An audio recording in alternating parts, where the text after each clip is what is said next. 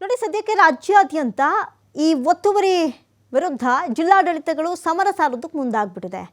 ಬಳ್ಳಾರಿ, ಹಾಸನ, ಚಾಮರಾಜನಗರದಲ್ಲಿ ಅನಧಿಕೃತವಾಗಿ ಸರ್ಕಾರಿ ಭೂಮಿಯನ್ನು ಕಬಳಿಸಿದವರಿಗೆ ಬಿಸಿ ಮುಟ್ಟಿಸಿದ್ದಾರೆ. ಆದರೆ ವ್ಯಾಪಾರಿಗಳು ಒತ್ತುವರಿ ವಿರುದ್ಧ ಆಕ್ರೋಶವನ್ನು ವ್ಯಕ್ತಪಡಿಸ್ತಾನೆ ಇದ್ದಾರೆ. ನಾವೀಗಾಗಲೇ ಗಮನಿಸಿದ್ವಿ, ಬಹಳಷ್ಟು ಕಡೆ ವ್ಯಾಪಾರಿಗಳು ಇದು ನಮ್ಮ ಬದುಕು, ಇದೇ ಬದುಕನ್ನು ನಂಬ್ಕೊಂಡು ನಮ್ಮ ಹಲವಾರು ವರ್ಷಗಳಿಂದ ಜೀವನ ಸಾಗಿಸ್ತಾ ಇದ್ದೀವಿ, ನಮ್ಮ ಜೀವನಕ್ಕೆ ಪೆಟ್ಟು ಬೀಳುವಂಥ ಕೆಲಸಗಳನ್ನು ನೀವು ಮಾಡ್ತಾ ಇದ್ದೀರಿ ಅಂತ ಬಹಳಷ್ಟು ಬಾರಿ ಆಕ್ರೋಶವನ್ನು ವ್ಯಕ್ತಪಡಿಸ್ತಾ ಇದ್ದಾರೆ. ಆದರೆ ಈಗಾಗಲೇ ಸುಪ್ರೀಂ ಕೋರ್ಟೇ ಈ ಹಿಂದೆಯೂ ಸೂಚನೆಯನ್ನು ಕೊಟ್ಟಿತ್ತು. ಪಾದಚಾರಿ ಮಾರ್ಗಗಳಲ್ಲಿ ಜನ ಓಡಾಡೋದಕ್ಕೂ ಕೂಡ ಕಷ್ಟ ಆಗ್ತಾ ಇದೆ. ಹಾಗಾಗಿ ಅಕ್ರಮವಾಗಿ ಏನು ಒತ್ತುವರಿ ಮಾಡಿಕೊಂಡಿದ್ದಾರೆ ಅಲ್ಲಿ ಎಲ್ಲ ಕೆಲಸಗಳು ಫೈನಲ್ ಆಗಬೇಕು ಎನ್ನುವಂಥ ಮುನ್ಸೂಚನೆಯನ್ನು ಕೊಟ್ಟಿತ್ತು. ಹಾಗಾಗಿ ಹಾಸನ, ಚಾಮರಾಜನಗರದಲ್ಲಿ ಅನಧಿಕೃತವಾಗಿ ಸರ್ಕಾರಿ ಭೂಮಿಯನ್ನು ಕಬಳಿಸಿದವರಿಗೆ ಬಿಸಿ ಮುಟ್ಟಿಸಿದ್ದಾರೆ.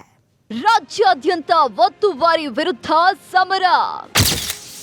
530 ಕೋಟಿ ಮೌಲ್ಯದ ಸರ್ಕಾರಿ ಭೂಮಿ ವಾಪಸ್. ರಾಜ್ಯದ ವಿವಿಧ ಜಿಲ್ಲೆಯಲ್ಲಿ ಜಿಲ್ಲಾಡಳಿತ ಒತ್ತುವರಿ ಸಮರ ಸಾರಿದೆ. ಬಳ್ಳಾರಿಯ ಜಿಲ್ಲಾಡಳಿತ ಐತಿಹಾಸಿಕ ದಾಖಲೆ ನಿರ್ಮಿಸುವಂತೆ ಕಾರ್ಯಾಚರಣೆಯನ್ನ ನಡೆಸಿದ್ದು, ಬರೋಬ್ಬರಿ 530 ಕೋಟಿ ಮೌಲ್ಯದ 111 ಎಕರೆ ಪ್ರದೇಶದಲ್ಲಿದ್ದಂತಹ ಸರ್ಕಾರಿ ಭೂಮಿಯನ್ನ ವಾಪಸ್ ಪಡೆದಿದೆ. ಆದರೆ ಒತ್ತುವರಿದಾರರ ವಿರುದ್ಧ ಇಷ್ಟು ವರ್ಷ ಯಾವುದೇ ಕೇಸ್ ಯಾಕೆ ದಾಖಲಾಗಲಿಲ್ಲ ಎನ್ನುವ ಪ್ರಶ್ನೆ ಮೂಡಿದೆ.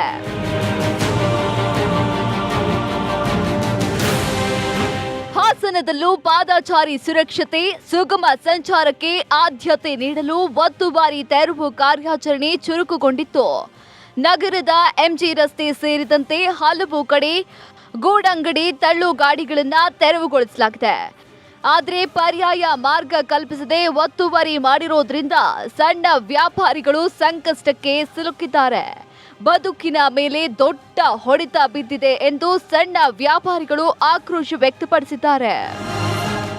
ಹಾಸನ ಜಿಲ್ಲೆ ಮತ್ತು ಹಾಸನ ಸಿಟಿ ಟೌನ್ ಲಿಮಿಟ್ಸಲ್ಲಿರೋ ಈ ಫುಟ್ಪಾತ್ ತೆರವನ್ನು ನಗರಸಭೆ ಹಾಗೂ ಜಿಲ್ಲಾಡಳಿತ ತುಂಬ ಅಚ್ಚುಕಟ್ಟಾಗಿ ನಿರ್ವಹಿಸ್ತಾ ಇದ್ದಾರೆ. ಯಾಕೆ ಅಂತಂದರೆ ಇದು ಅನಿವಾರ್ಯವಾಗಿತ್ತು, ಮಾಡಲೇಬೇಕಾದಂಥ. ವ್ಯಾಪಾರಸ್ಥರಿಗಂತೂ ತೊಂದರೆ ಅಂತೂ ಗ್ಯಾರಂಟಿ ಅದು ಇಲ್ಲ. ಆದರೆ ಅವ್ರಿಗೆ ಒಂದು ಸ್ಥಳ ನಿಗದಿ ಮಾಡಿಕೊಡ್ತೀವಿ ಅಂತ ಹೇಳಿದ್ದಾರೆ. ಆದರೆ ಈ ಫುಟ್ಪಾತ್ ತೆರವು ಮಾಡ್ತಾ ಇರೋದ್ರಿಂದ ಸಾರ್ವಜನಿಕರಿಗೆ ತುಂಬ ಅನುಕೂಲ ಆಗ್ತಾ ಇದೆ. ಆದರೆ ಸಾರ್ವಜನಿಕರು ಅದೇ ರೀತಿ ಅವ್ರ ವಾಹನಗಳನ್ನು ನಿಲ್ಲಿಸ್ಕೊಳ್ಳೋದಾಗಲಿ ಅಥವಾ ಓಡಾಡೋದಾಗಲಿ, ಕಾರ್ನರ್ಗಳಲ್ಲಿ ಪಾರ್ಕಿಂಗ್ ಮಾಡೋದಾಗಲಿ, ಆಟೋದಾರಾಗಲಿ ಎಲ್ಲರೂ ಸ್ಪಂದಿಸಿ ಇದನ್ನು ಅನುಕೂಲಕ್ಕೆ ತಕ್ಕಂತೆ ಕರೆಕ್ಟಾಗಿ ಯೂಸ್ ಮಾಡೋದ್ರಂತವೇ.